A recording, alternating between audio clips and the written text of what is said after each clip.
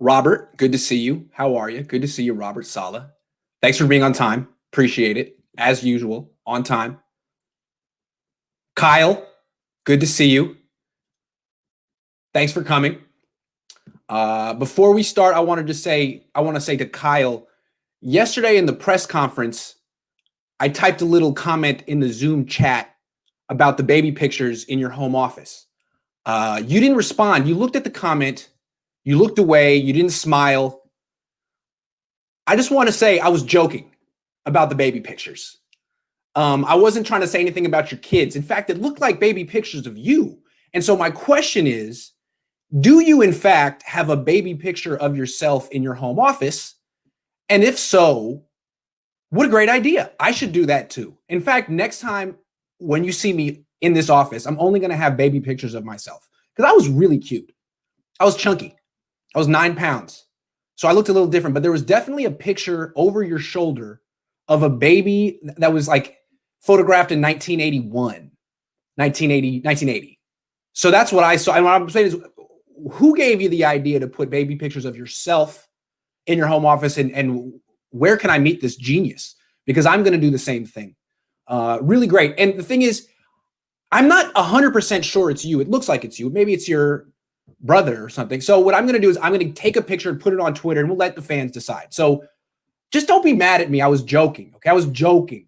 So before we get into it, what I want to say to both of you is you guys did great last week.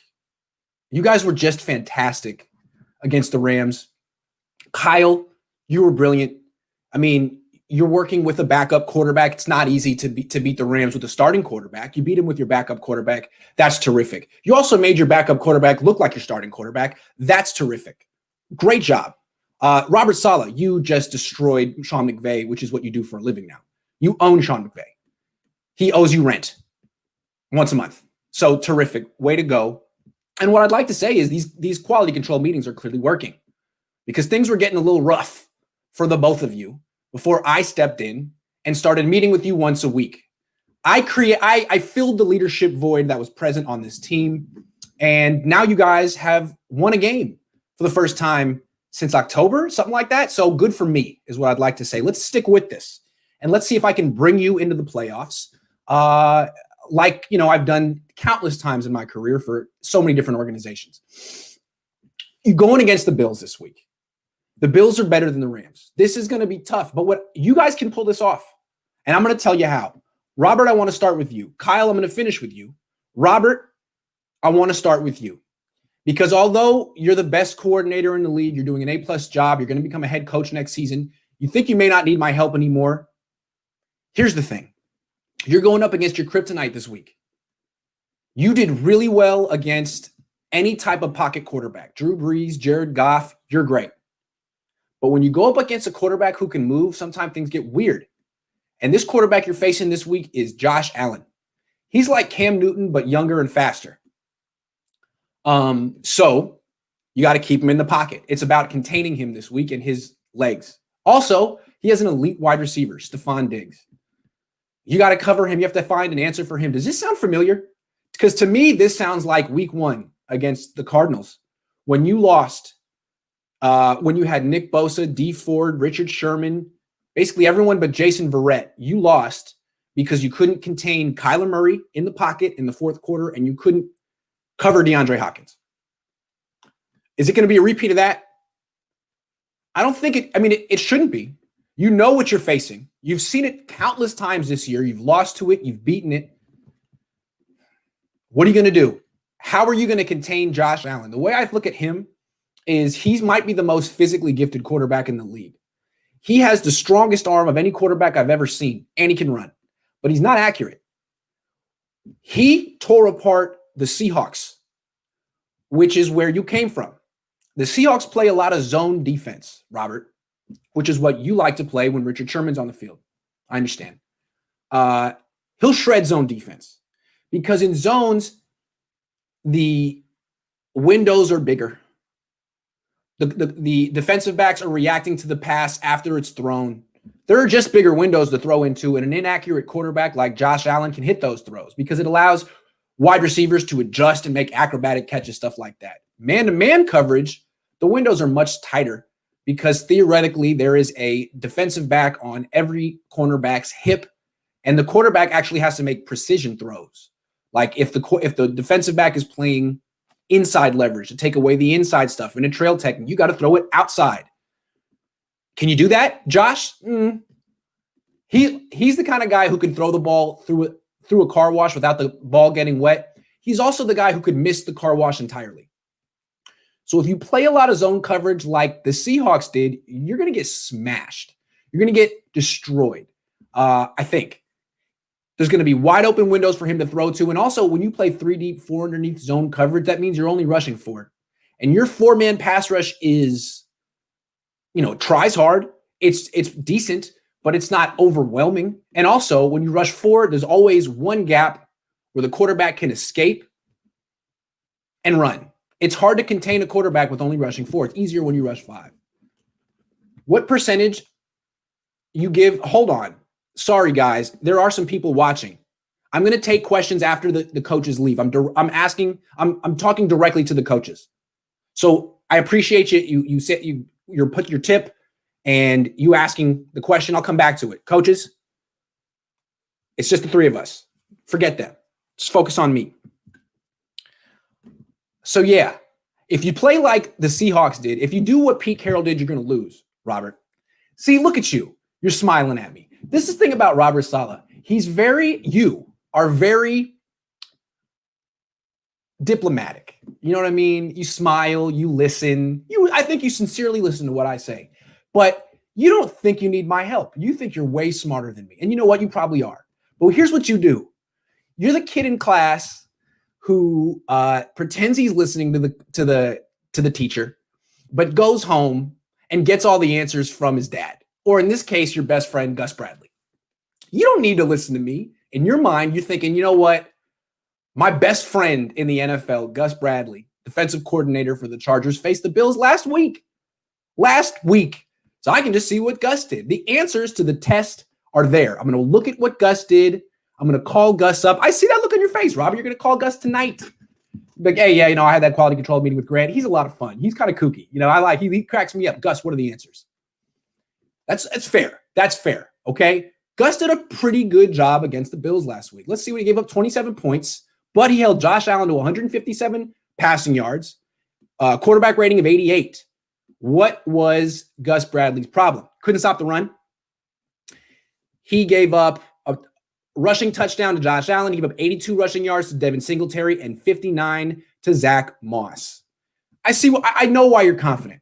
You're thinking, I'm not going to give up those rushing yards. I'm not going to let the Bills run on me like Gus let him run on him. I'm going to shut down that running game, and I'm going to shut down Stephon Diggs like the Chargers did. I mean, look at the Chargers. They kept Stephon Diggs to, let's see, 7 catches for 39 yards and 0 touchdowns. That's what the Chargers did. The Niners are going to use the same exact approach. Also, the Niners faced Stephon Diggs last year in the playoffs. You faced Stephon Diggs last year in the playoffs, Robert, and you shut him down then too, after you benched Ahkello Witherspoon. Before you benched Ahkello Witherspoon, Diggs roasted you. After that, you only gave up, I think, 6 first downs the whole game. So you feel confident about your ability to stop Diggs. You feel confident about your ability to stop this offense. And I get it. I understand that little smile you're giving me right now. Like, look, Grant, I got this. I appreciate what you're doing. I like the effort, but I got this. And you know what, Robert? I'm with you. I think you do got this. Because I look at the Bills, they're basically, on offense, they're the Patriots. And you know what I'm talking about. The offensive coordinator for the Bills is Brian Daboll. He used to be with the Patriots. He was their tight ends coach. I mean, he was there a long time with Josh McDaniels.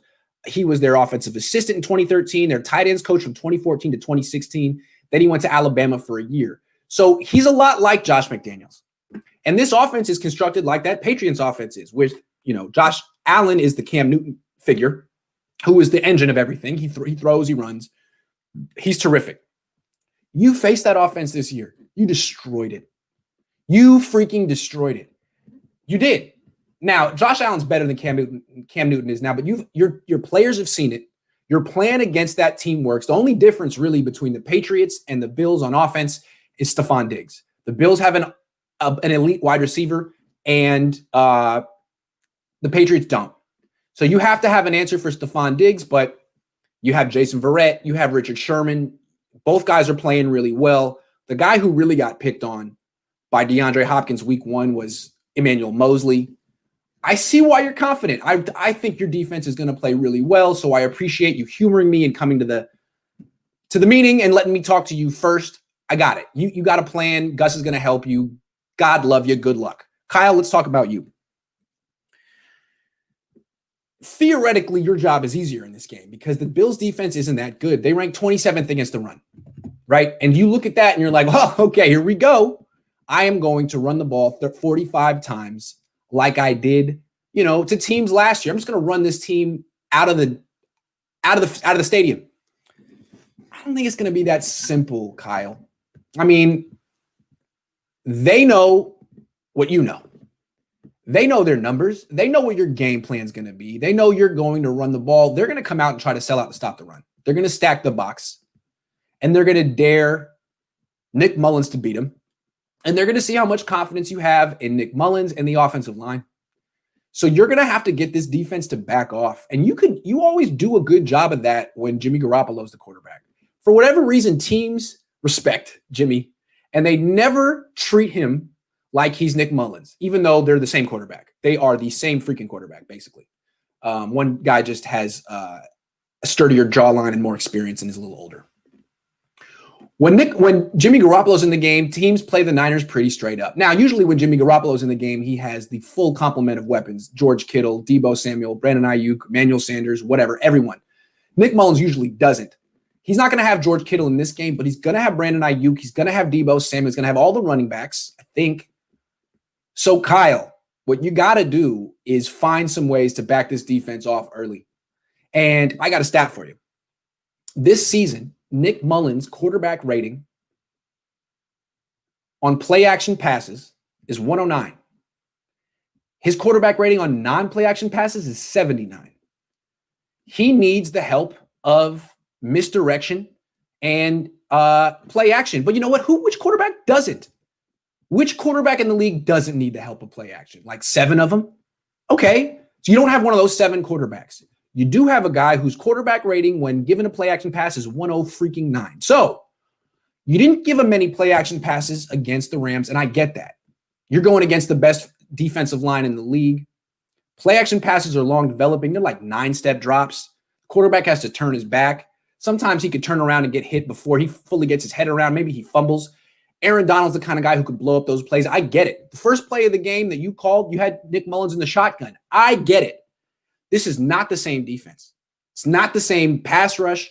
You're going to have to give Nick Mullins some real aggressive play action passes, ones where the offensive line comes off the ball really aggressively like it's a run, where Nick Mullins extends the ball, takes a deep drop, and throws down the field. He can do it.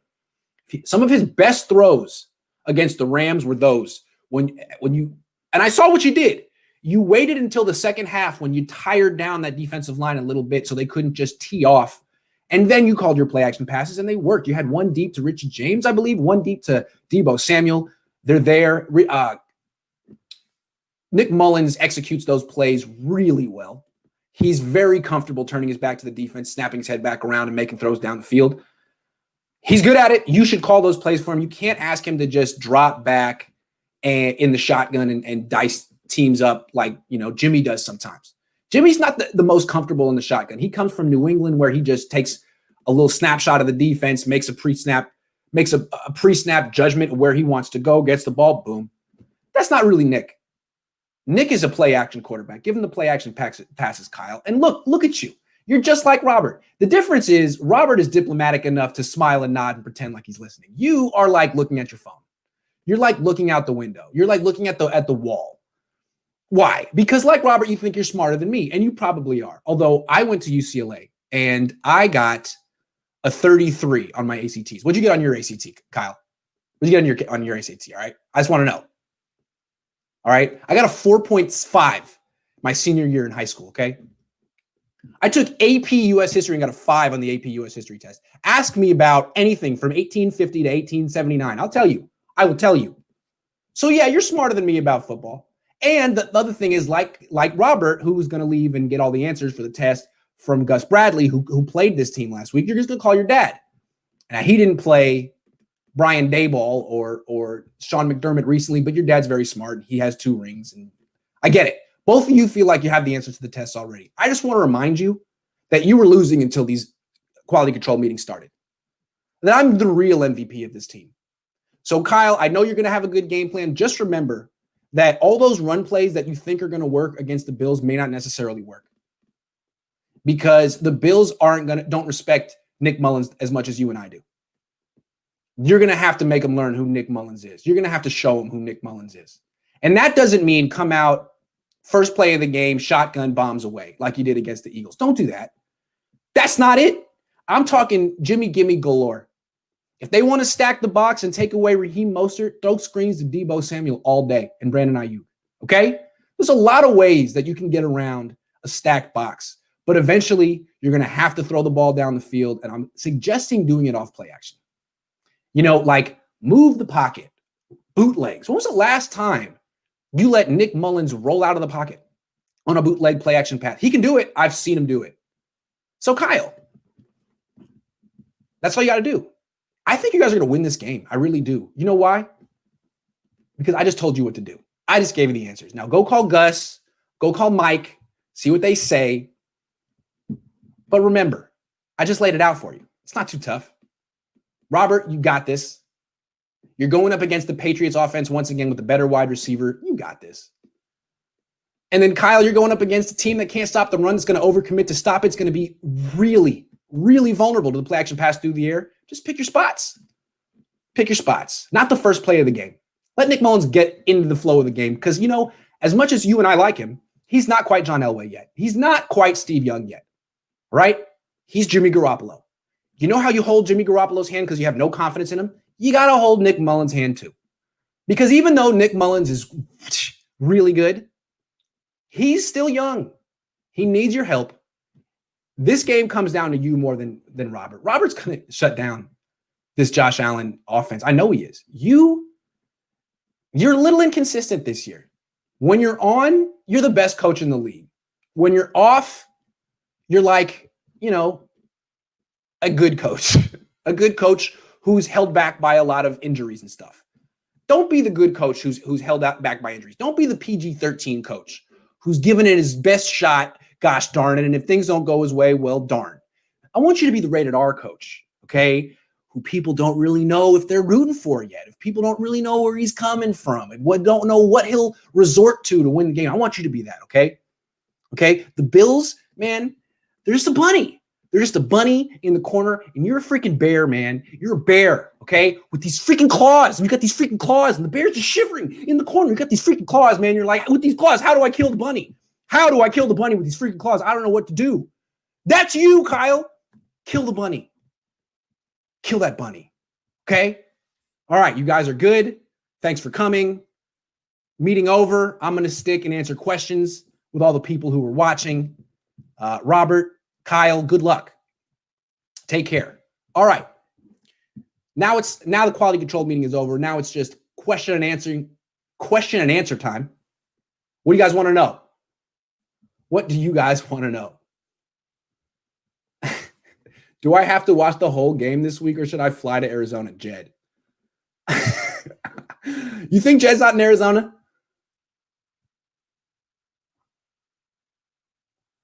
Ooh, no huddle, says Larry Mullins. That is interesting. I like that. That is an interesting wrinkle presented by the grandfather of the starting quarterback for the 49ers. Larry Mullins suggests the Niners do a little up-tempo this week. Who likes it? Raise your hand if you like that idea. Kyle, come back. Kyle, wait. Right back here. Back here. Right, no, Robert, you're good. You're good. Kyle, come here. Okay. No, I swear. 2 seconds. All right. I know you're going to call your dad. He's got all the good ideas. Your starting quarterback's grandfather just suggested something. He says no huddle. I like it. Think about it. Marinate on that dough. Hey, Kyle, marinate on that dough. Okay? All right. No, go ahead. You're done. Class is over. I just wanted to show you one thing. It happens to come from the grandfather of your starting quarterback. He knows what Nick likes. You know what Nick likes. Give Nick what he likes. What's wrong with that? What's wrong with giving players what they want? You gave him those Jimmy Gimmies last week. A little up-tempo. Sean McVay does that for Jared Goff, who's, in my opinion, worse than Nick. And, you know, I say that like Nick's bad. He's not bad. But Jared Goff making $35 million. They prop him up in so many different ways, and one of the ways they do it is with no huddle offense. You can do that too. Make your quarterback's life easier. And when you do this, just send a Christmas card to Larry Mullins, because he's got you. We're all in this together, baby. I like that, Larry. Thank you. Kyle, thank Larry. Okay, good job, Kyle. We'll talk to you later. We'll talk to you later. Where were the first shots of the Civil War fired? Don't question me on that one. Don't. I got the 5 already. I studied for that test, okay? No, absolutely not. Grant, if Nick plays decent and wins, do you think this could change how they view Jimmy next year? Hold on. Maybe it makes it easier to move on from Jimmy GQ. No question about it. There's no question about it. Jimmy's gone. Guys, Jimmy is gone. I don't see how he can stay. And I think it's 2 things more than anything. It's not the turnovers or his reading a defense or anything more than the fact that he's expensive, the cap's going down, and he gets hurt. If he were Tom Brady, they would stick with a expensive quarterback, but he's not. If you're Aaron Rodgers, the way all you Niner fans told me he was this offseason when I said, hey, maybe the Niners should trade Jimmy for Aaron Rodgers, you guys are like, no, he's better than Aaron Rodgers. He's not. So if you were Aaron Rodgers, they'd keep him. Great. He's not. So you can't be paying $27 million for a quarterback in 2021 unless he's Peyton Manning in his prime. It also really hurts Jimmy's cause when his backup is just as good as him. I swear, on Jimmy's gravestone, or on the gravestone of Jimmy Garoppolo's biggest fan, it's going to say, he was better than Nick Mullins. Like, that is the bar for Jimmy Garoppolo. Like, every time he does things, could Nick Mullins do that? Like, you're not being paid to be better than your backup. You're being paid to be one of the top 8 quarterbacks in the league, and you ain't that. So that's why you're going to probably get cut. I don't even know if you get traded. Maybe you get traded? Maybe. I don't know. I don't see how anyone can have him at $27 million a year. He's not worth it.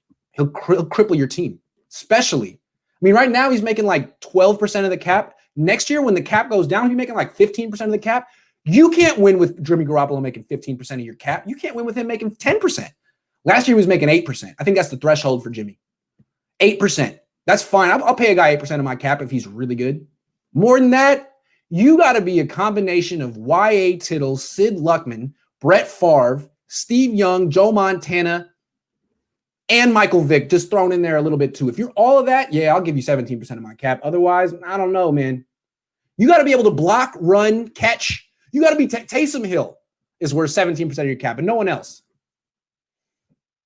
Do I think Brunskill better than Vegan Dude? Hold on, I'm going to get to that. Why do you think we can afford to lose one still? Huh? Kittle will be back week 16 and 17. The game is for the playoffs. Oh, and thanks for nothing, D Ford. Okay, fair enough. Why do I think the Niners can lose one game still? I think they can make it at 9-7, but it's not necessarily certain. They might lose out on some tiebreakers. Going 10-6 would pretty much write their ticket. If they win this week, I'm saying they make the playoffs. Here's the thing. I think they can lose this week and make the playoffs. But here's the thing. If they win this week, are the Niners going back to the Super Bowl? That's my question. Are the Niners going back to this? I know it's a little early to say that, and it's like, it's ridiculous. Nick Mullins. Hold on. With Nick Mullins at quarterback, no Deebo Samuel, no Brandon Ayuk, no Raheem Mostert, the Niners essentially outplayed the Saints and beat themselves. Can we agree on that? The Saints are the number 1 seed in the NFC. The Niners went to New Orleans without Kittle, Deebo, Ayuk, Mostert, Jeff Wilson Jr., and essentially beat themselves. Held them to 2 of 12 on third down, knocked Breeze out of the game, held them to 4 yards a play, and lost because of interceptions and fumbles on special teams, right? So if the Niners can go toe-to-toe with the Saints under those conditions, with Jerick McKinnon getting like 20 touches. Who's to say they can't beat the Saints when they have Mostert, Coleman, Wilson, Ayuk, Debo? That's the guy's name. Who's to say they can't? I mean, they almost beat the number 1 seed on the road with their B team this year. That's the Niners. When they're rested and they have like most of their players, they're still really good and tough to beat. So if they go ahead and now beat the Bills, who are 8-3, who can they not beat? And then imagine when Kittle comes back. I'm saying if they beat the Bills this week, I think we're starting to look at like, oh, are these guys Super Bowl contenders? I mean, who can they not beat in the NFC? Is Tampa indestructible? Is Seattle indestructible? Is Arizona indestructible? I mean, really? So I think we're going to look at the Niners way differently. If they win this game, we think, well, sky's the limit. If they lose this game, it's still like they're hanging around. The thing that's so interesting about 2020 is it's a day-to-day proposition for these teams. You have no idea which team is going to have a COVID outbreak today or tomorrow. All you got to do is stay alive. Stay in the hunt. Because tomorrow, the team you're playing could have 8 people get COVID, and then you win. It could happen anytime. The Niners had their bad luck early. The luck could change. All of a sudden, their guys are coming back. You know, maybe this week, the Bills have an outbreak or something. I'm not wishing that on them, but that's the pattern going on in the league right now. You just got to stay alive because you have no idea which guys are going to be able to play 3 days from now. And the Niners are alive. So I don't know where I just was ranting for a while, but if they beat the Bills this week, they beat an 8-3 team after beating a 7-3 team, after going toe-to-toe with the number 1 seed in the NFC and losing because they beat themselves, you got to look at this team differently. And I know you guys hate Nick Mullins because he's not tall and handsome enough or whatever. But if he beats the Bills after beating the Rams, man, you got to give him some props after that, right? I mean, he's beaten Jared Goff, Russell Wilson. This is not your ordinary backup. This is a super backup, okay? The only thing that's missing is a cape. What's that from? Super backup, okay? All right, you guys, any more questions? These aren't your ordinary cops, all right? These are super cops. Nick looked terrible beating the Rams. Well, the Rams have the best defense in the league. Jimmy looked terrible beating the Rams earlier. Jimmy threw for 46 air yards against the Rams, and Nick threw for 77 or something like that. It's not easy. The Niners have the worst pass blocking offensive line in the league. They've given up more quarterback hits than any other team. It's not easy. It's never going to be pretty against this Rams team playing with pocket quarterbacks who have no pass protection. What do you expect it to look like? The key is that Kyle Shanahan found a game plan to win and that both of them executed it. Now, the Niners had to pay one guy $27 million to execute it and the other guy $750K, but they both executed it. What's the problem? They won. Why are you guys nitpicking? Stop waiting for the next Joe Montana to walk through that door. He's not coming. Niner fans have an unrealistic expectation for what their quarterback should be. Just because you had Joe Montana and Steve Young doesn't mean it's going to happen ever again. Most organizations have never had a quarterback that good. Be happy that you got a guy who's winning as opposed to CJ Beathard, who plays like a dancer who can't hear the beat. You know what I'm saying? The Niners have a rhythm passing offense. CJ Beathard has no rhythm. He's like at the dance like this. That's CJ Beathard playing quarterback. That's my impression of CJ Beathard playing quarterback. He's the guy dancing like this. That's CJ. Can't win with that. Can't do it. Can't do it. I want guys who know how to dance. I want dancers, okay? Not guys who are going to go out there and do this. I'd rather get penalized all the way and just play with 10 until we got to do something different than go out there and play with a guy who's not sold out to dance on beat. Can't win with him. Can't do it. Can't do it. So that's all I got. If you got any more questions. Jimmy is better than Mullins when healthy. I know being healthy is a big question for Jimmy, but it's not arguable. Nobody is better available. It is arguable. What do you mean it's not arguable? You think just because you paid $4.99, I'm not going to argue with you? You think that? You think that? Oh, no, it's arguable, bro. Dude, Jimmy is a product of his weapons and his coach. He's a decent enough quarterback. Is he mobile? No. Does he have a super strong arm? No. Is he that much physically different than Nick Mullins? No. But last year, he got to play with Deebo Samuel, Emmanuel Sanders, George Kittle, Raheem Mostert, basically everyone for most of the season. He lost McGlinchey a little bit. He lost Staley a little bit. He lost Juszczyk, but he always had the run game. He always had Kittle except for 2 games. He always had Deebo. He always had Emmanuel Sanders on the stretch run. And he always had Kyle Shanahan. He's been the luckiest quarterback of all time. He's been in the best situations. When things fall apart a little bit, he gets hurt. When the situation isn't perfect, he gets hurt. When he's hurt, he doesn't play well. Is that a franchise quarterback? No. Is Nick Mullins a franchise quarterback? No. Neither one has proven that they are yet. The only difference is one guy gets paid to be that. So look, hey, I appreciate your tip, and I like debating, but I just got worked up a little bit, man. Get me worked up out here, man. Anyway, Grant, notorious for bad takes. Hey, well, you watch me. I don't watch you. You might have the best takes in the world, but no one would know it. You ain't notorious for nada nair nada. Not a nair nada. Remember that. Remember that. Hold on. You guys got any more questions, or are we going to go watch a little football soon? How about football at 12:30 on a Wednesday? Hey, I take back all the criticism I gave the league for postponing that game. I like Wednesday afternoon football. Let's do it. You know what I'm saying? He heated. Yeah, I got mad for a second. Don't you be talking about that. Oh, okay. Yeah. All right, Mo, you didn't pay me a tip. I'm still going to answer your question. I was thinking this morning, would the Niners be better if they moved Hronis Grasu to center, Daniel Brunskill to right tackle, and Mike McGlinchey to left bench? I think that would be the best configuration of the 49ers offensive line. Grasu center, McKivitz right guard, Brunskill right tackle, McGlinchey left bench. I think he could really man the left bench spot better than anyone else. I think he's born for the left bench. He's a blind side sitter.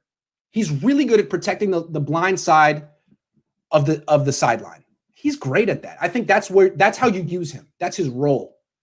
Keep the bench warm, give people daps when they come back from the field, and make them feel good, and remind them, hey man, you're doing better than me. Daniel, I know you think you're out of your element, but just remember, you're way better than me. So, be confident when you play. At least just remind yourself during the play, at least I'm not Mike. At least I'm not Mike. At least I'm not Mike. That'll make you feel better.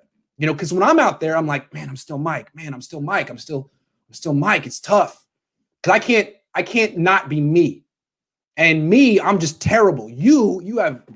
I think you got something, man. I think you could be really good. So I'm gonna take this seat on this bench right here, and I'm gonna get your Gatorade. Here's the thing about Mike.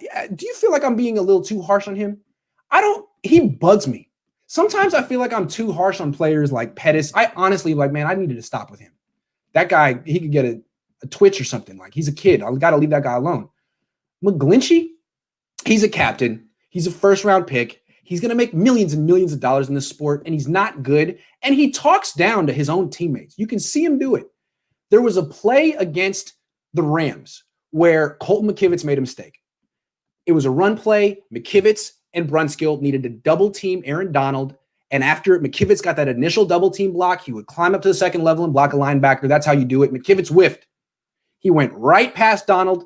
It happens. Not good. McGlinchey is made to look bad. He has to sort of climb onto Donald's back as Donald strips the ball away from Raheem Mostert. The Rams recover, score a touchdown. Here's the thing. McGlinchey didn't do anything wrong until the ball was on the ground. Not his fault. It's McKivitz's fault. You're right. And he made you look bad because you're the one diving all over the place, and that's been an issue for you this year. But the ball's on the ground. Instead of looking for it, trying to find it, you immediately turn your head and yell at Colton McKivitz and show him up. Do this. Yell at him during the play on the field, mid-play. That can't fly in JV. If you did that in JV, you'd have to get benched. You can't play like that. The ball's rolling around. The play is live. You're turning and yelling at someone else. Who are you? You make a mistake every other play. That's the one play you didn't make a mistake, and you show up your guy, just get the ball. And then you turn back around, you see the ball's in the hands of the Rams guy. You're the one player out of 11 on your offense who doesn't actually run, who doesn't even jog. You just stand there and watch like everyone let you down. You know, you're like that left fielder who just stands and watches the home run go over his head. Thanks a lot, dude. Oh, your team let you down. Mike, you need to turn in that captain badge. You haven't acted like a captain at any point this season. I'm serious. That's a bad look. That's a rookie. Be a leader. Would Joe Staley do that? Would Joe Staley have done that, Mike? I'm serious. Ever. Quit mid-play to show up someone else so everyone else knew that it was his fault? That's what you did. You thought everyone's going to think it's me because they didn't see Colton McKivitz mess up and all they see is me diving at Aaron Donald's feet. Let me real quickly, while the camera's on me, yell at this guy so everyone knows it's Colton's fault. Was that leadership? Was that good? Would Joe have done that? Why don't you call Joe and ask him, man? All right. Good question. Really, is there a video? Yeah, check out my YouTube. Check out my Twitter. I posted a clip this morning. Check it out. Check it out.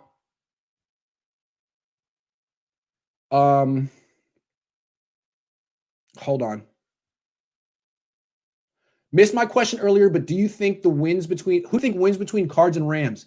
Niners can take third or second. I think the Rams beat the Cardinals. It's a great question, Nick. The Rams match up really well with the Cardinals. Any team that has a top-level corner like Jalen Ramsey can shut down DeAndre Hopkins and win. The Rams match up with the Cardinals. They haven't played each other yet. I think the Rams are going to beat the Cardinals. I think the Cardinals are going to be the team that falls out, and that's the team the Niners are going to replace. That's why it was so important the Niners beat the freaking Rams. Hold on. Okay, 2 questions about Carson Wentz. Is Carson Wentz gettable considering how low his stock is? Do we still want him? Oh, and Mullins makes 1/27th of what Garoppolo makes. Good call, hard left turn. And then also, Casey Teeler says, do you think Kyle can save Carson Wentz's career if he were to come to the – okay, let's talk about Carson Wentz. Yes, I think Kyle Shanahan could save Carson Wentz's career if he came to SF. Yes, I do. I think Carson Wentz is a tragic story. Maybe that's overstating it, but he's a sad story. He's a really, really good player. Former MVP candidate, hell of an athlete who's still like, 26, 27? He's still young. He's been mismanaged and miscoached by one of these Andy Reid disciples who can't coach. You know, everyone's like, oh, maybe we should hire Eric Bieniemy. You sure? How you like Doug Peterson? How you like Matt Nagy? Why would Eric Bieniemy be any better? You sure?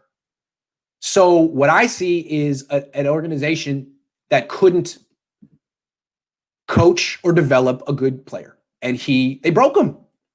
Now, you could say Kyle Shanahan did that to Jimmy Garoppolo. I think Carson Wentz is a whole lot better than Jimmy Garoppolo. I saw Carson Wentz in person week 4. My goodness. I've never been that impressed with Jimmy the way I was in that game with Carson Wentz. He won that game single-handedly. He had no pass protection, no receivers, no coaching, no scheme, no nothing.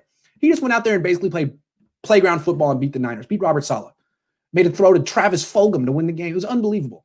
Carson Wentz. Yeah, I think the Niners could save him. Yeah, I think the Eagles have ruined him the way that the Bears ruined Mitchell Trubisky. The only difference is Carson Wentz is twice the player Mitchell Trubisky ever was. Twice the athlete.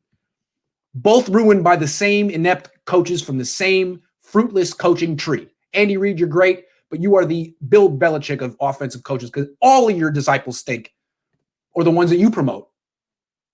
Brian Flores does a good job in Miami. He's a Belichick disciple, but Belichick never promoted Flores. You guys don't know about that. Belichick promoted Joe Judge, not Flores. Wonder why? Oh, you didn't know that? So, yeah, Carson Wentz, he'd be terrific. Carson Wentz, here's the way I look at it. Remember Baker Mayfield last year? Remember how awful he looked in that RPO crap gimmick offense? That's what he looked like. It wasn't his fault. He's not a great quarterback, but if you get rid of that RPO crap gimmick offense and bring in a solid, decent play action under center offense like Kevin Stefanski or Kyle Shanahan or Sean McVay or any of these guys, he's good. Baker Mayfield can throw down the field. He's got a strong arm. Why are you making him throw 7-yard passes all the time? What he has is a strong arm. That's why he was the top pick. What Carson has is a cannon. Why are you making him throw 7-yard outs? I mean, Brian Baldinger was killing Carson Wentz for not throwing a 7-yard out to an open Greg Ward. Who cares if he throws that pass? They're still going to lose. Carson Wentz knows he has to be a hero and make big plays for the Eagles to have any chance. And he's getting crushed for not throwing the 7-yard out. He went back to try to throw to his running back, who's the best player on his offense, to try to get a big play. I mean, it's a bad move. It's not discipline, but what's he supposed to do?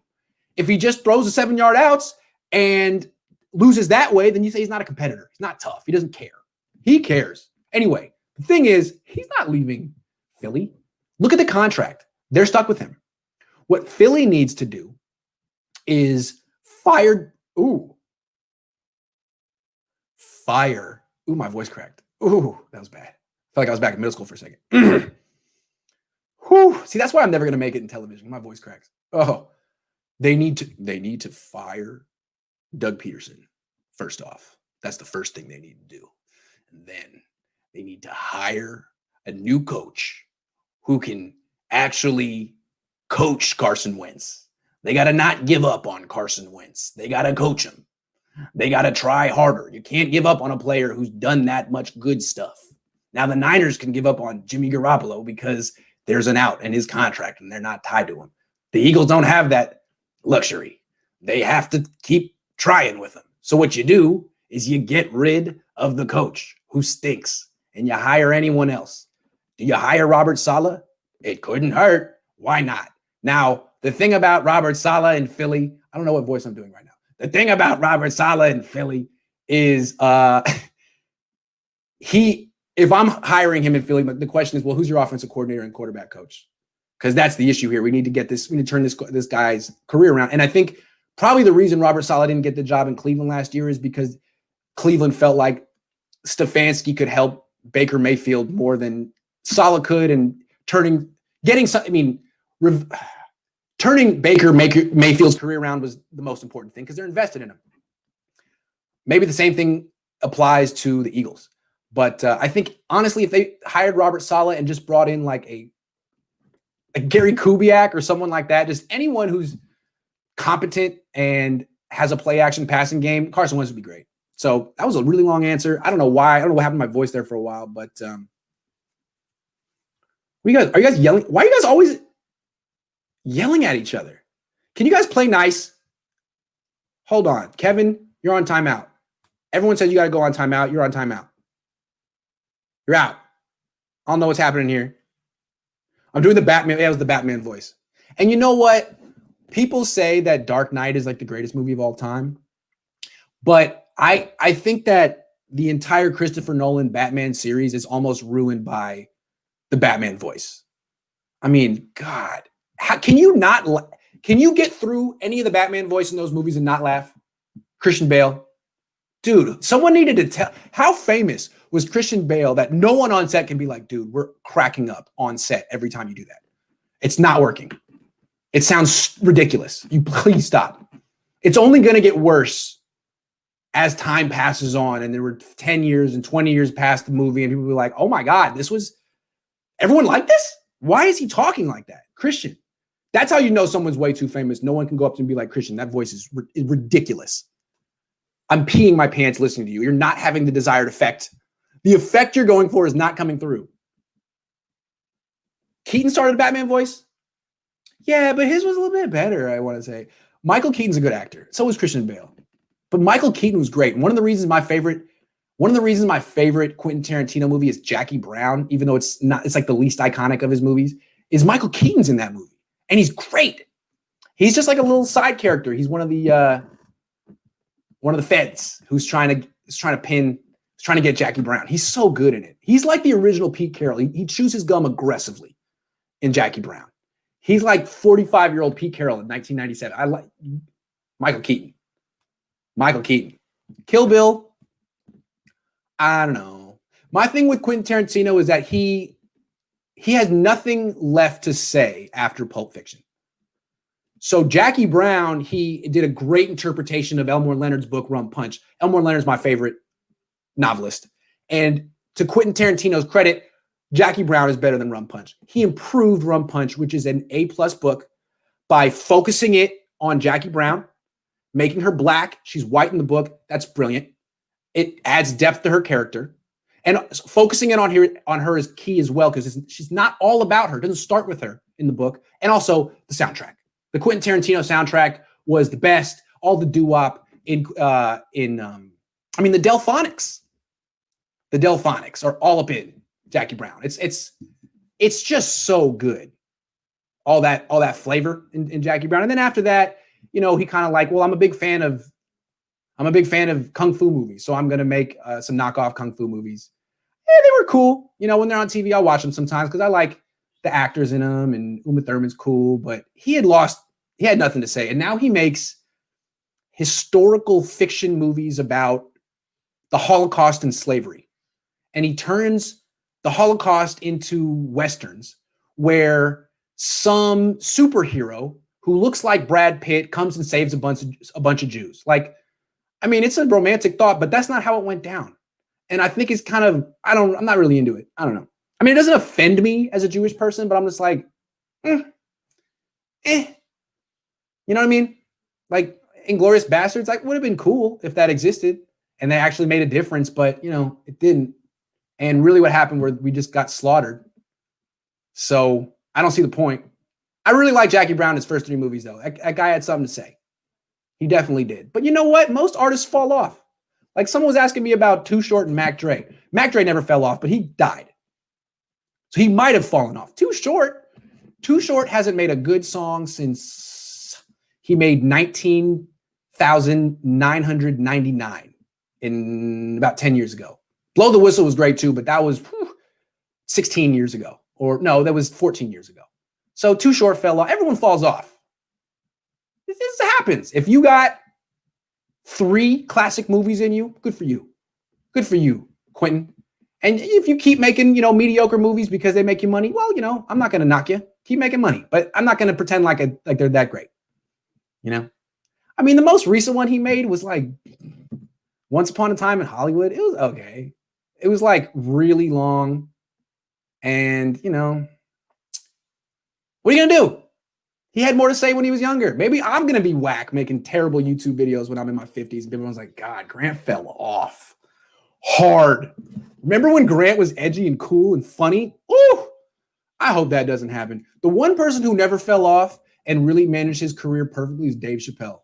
I idolize Dave Chappelle. I don't know if you've noticed, but I try to basically be like him. I've seen him live in San Francisco at least 15 times. Every time he puts anything on YouTube, I watch it. And the most recent thing he did, my brother sent it to me this morning. I haven't texted him back. Brian, if you're watching, I'll watch it. It was unreal. So good. I'm going to text you in a minute. But basically, this whole thing was about how unhappy he was. I mean, not unhappy, but how hard it is to be an artist. And all the people that try to take advantage of you along the way, and how difficult it is to make the money and feed yourself, and how many people try to take the money out of your hand. How to get in between, how many people try to get in between you and your food. He made a great point, and I was just thinking, like, I could really relate. I felt that way for the last 10 years, and now the way he feels about Netflix is how I feel about Sports Illustrated and YouTube. So thank you, YouTube. Thank you, Sports Illustrated. I feel like I'm out of purgatory the way he feels like he was out of purgatory. I don't know where I'm going with that, but yeah. Thank you, YouTube. Thank you, all of you. Thank you. I wish if my dad could have got paid on ad revenue in the mid 80s, my goodness, he would have made hundreds of millions. He made a lot of people rich for a modest guild workers, newspaper writers, mid 80s salary. He made a lot of people rich. Now I'm in control of all my ad revenue. And you notice back like 2 years ago, all the high level sports writers with a following were trying to leverage that into getting people to pay subscriptions. If you like the guy, now you owe him $5 a month to keep reading his stuff. And he promises you he's going to give you extra special stuff. But you just got to give him even $5. That's a cup of coffee. All of a sudden, every sports writer is like, hey, can you give me $5 a month too? To my credit, I haven't asked anyone to give me any money yet. I appreciate the tips. But I basically give you all this stuff for free, and you guys watch some ads, and I appreciate that you watch them so I can make some. I think my business model is a lot more honest and what's the word? Egalitarian. I'm not asking you to give me $5 a month. Just, click skip when or watch it, or watch the whole advertisement. I don't care. But now I'm starting to see people get into YouTube a little bit. See, I think this business model is a little bit better. Why should you be paying $5 a month to every single one? With the old subscription model, you don't have to get ads. What's wrong with ads? I learn from ads. Sometimes ads are funny. How am I going to know which car to buy at Christmas if I'm not bombarded with car ads in December? I don't know how to make decisions. So really, I think commercials are kind of underrated, and I think you guys feel the same way. So appreciate you. Really, I do. Is Kevin timeout's 5 minutes? He'll be back. Grant was never cool. Yeah, that's true. That's true. Are you guys mad that I put Kevin on timeout? I'm sorry. Kevin Wang is awesome. Okay, he's back. Kevin's back. He's got burners. He's cool, man. He's cool. Kevin, I got no problem with you. You just need a little timeout. I need some timeout sometime. No, you are a capitalist, Grant. Well, we need a Grant Cohn OnlyFans. Don't talk to me like that. Don't you talk to me like that. What is OnlyFans? I don't know. What is that? I don't understand. What's that? Never heard of that. No, I've never heard. Grant was a Beastie Boy. I love the Beastie Boys. Are the Beastie Boys not cool? Now, 80s Beastie Boys are always cool. The 80s Beastie Boys are I don't know if much 80s rap holds up better than 80s Beastie Boys. Their first two albums, plus all the little Lucy singles they had before and in between. Great. Because they're like Run DMC, which were also great, but they had that like bratty frat boyishness, which is kind of rare in rap. You always got tough guys, but like obnoxious brattiness. Ooh, I like that. Ooh, that is fantastic. And the Beastie Boys kind of invented that back in the day. So then they got really like serious and like in the 90s, and they had like good singles, but a lot of their like albums in the 90s were like, listen to us play our own instruments. Oh, like, so I don't care. I don't care. I like Paul's Boutique. You're not going to impress me with your 8-minute riff, Mike D. Sorry.